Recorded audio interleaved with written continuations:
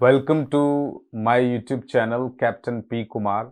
आज जो हम बात करेंगे, what are the top 10 reasons so that you should not become a pilot. आपको दोनों ही पहलू पता होने चाहिए कि भाई क्यों बनना चाहिए और क्यों नहीं बनना चाहिए। तो सबसे number 1, this is a high stress job. Responsibility बड़ी होती है। जब भी आप फ्लाइंग कर रहे होते हो, this is not a fun. आप रिस्पॉन्सिबल होते हो, आप मॉनिटरिंग करते हो, एटीसी से बात करते हो, क्रू से इंटरेक्ट करते हो और अपने एयरक्राफ्ट की पोजीशन मॉनिटर और you keep checking with the system. तो काफ़ी मल्टीटास्किंग होना पड़ता है। तो कभी कभी हाई स्ट्रेसफुल सिचुएशन भी बन जाती है। So we can say this is a high stressful, very very responsible job, number 1। And number 2 अगर मैं बात करूं, very frequently change in your basis. तो आपके बेस एज पर कंपनी रिक्वायरमेंट बहुत ज़्यादा चेंज होते रहते हैं। एक जगह से दूसरी जगह आप जाते हो तो आप तो ठीक है, बीइंग अ पायलट एडजस्ट कर लेते हो, लेकिन आपकी फैमिली और आपके बच्चों की एजुकेशन बहुत ज़्यादा इम्पैक्ट होती है। Once you have kids, once you have family, तो ये एक इसका ड्रॉबैक होता है। नंबर 3 जो मैं बात करूंगा, you are most of the time away from your family.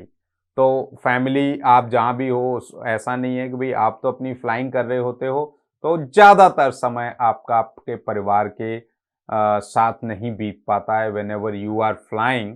I am just telling you about both the things. Previous video में मैंने अच्छाइयां बताई थी, लेकिन बुरी चीजों से भी आपको रूबरू होना चाहिए, नॉट टू डिमोटिवेट यू, लेकिन आप अपनी लाइफ को उस तरीके से और अच्छे से प्लान कर पाएंगे। आपको जो नेक्स्ट है, you do not gate public holidays. जो फेस्टिवल हॉलीडेज होते हैं वो आपको कभी नहीं मिलते। आपकी होली, दिवाली, ये सब आसमान में ही निकलती है, बट यस, आपको वो एक अलग व्यू मिलता है दिवाली पे, जो किसी और को बिल्कुल नहीं मिल सकता है। नेक्स्ट अगर मैं पॉइंट की बात करता हूं, no week offs at all. आप सैटरडे संडे से जो दोस्ती आपकी होगी वो आप छोड़ दीजिए। और इसके अलावा भी हेक्टिक स्केड्यूल होता है। अगर मैं बात करूं, मतलब आपका कोई फिक्स स्केड्यूल नहीं होता है इस प्रोफेशन में। कभी आप रात को 1 बजे जा रहे हो, तो कभी आप सुबह 3 बजे जा रहे हो, तो कभी आप दिन में जा रहे हो, और भी मतलब you don't know when you have to go. Whenever airline is calling you, you suppose to fly the aircraft. अब आपको क्या, एनुअली मेडिकल चेकअप कराना होता है। तो आपको अपनी डाइट का, अपनी लाइफस्टाइल का, इन सारी चीज़ों का इतना सब करते हुए भी ध्यान रखना पड़ता है, क्योंकि अगर मेडिकली अनफिट हो जाते हो तो nobody can help you. You have to appear annually medical checkup. इसके अलावा भी आपको हर 6 महीने में आपका एक प्रोफिशिएंसी चेक देना पड़ता है। आपको इमरजेंसी प्रोसीजर कराए जाते हैं, उसमें पास होना बहुत जरूरी है। वो भी एक स्ट्रेसफुल सिचुएशन होती है। This is not that easy to clear that.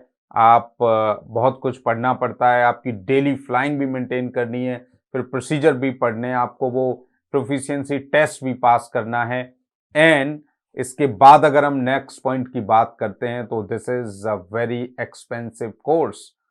सभी लोग इसको अफोर्ड नहीं कर सकते हैं। ये भी एक रीज़न है कि भाई आपको अगर कोई और अच्छी अपॉर्चुनिटी मिल रही है इतने पैसों में, तो definitely you can think about it. Overall इससे अगला पॉइंट की अगर हम बात करें, तो frequently change in sleep cycle, जो कि मैंने हैक्टिक में ऑलरेडी कवर कर दिया था। बॉडी की स्लीप साइकिल चेंज होती है तो तकलीफ तो होती ही है। So these are the drawbacks to become a pilot, I would say. I hope I have, covered almost all of the points which I should cover to give you the knowledge. तो शायद अब आपको इससे बहुत ज़्यादा अंदाज़ा लग जाएगा कि आपकी पायलट बनने के बाद कैसी लाइफ होने वाली है, और उससे पहले आप क्या देख रहे थे, बाद में क्या होता है। तो ये सारी चीज़ें आपको पता होनी चाहिए, तो फिर आपको कोई तकलीफ नहीं होती है। All right. See you soon. Bye for now.